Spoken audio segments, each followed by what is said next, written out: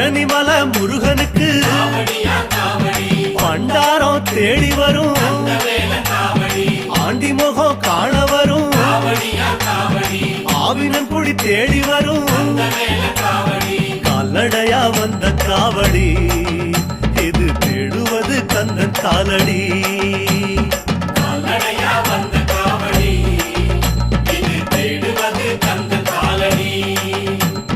பழுத்த பழம் தேடுதப்பா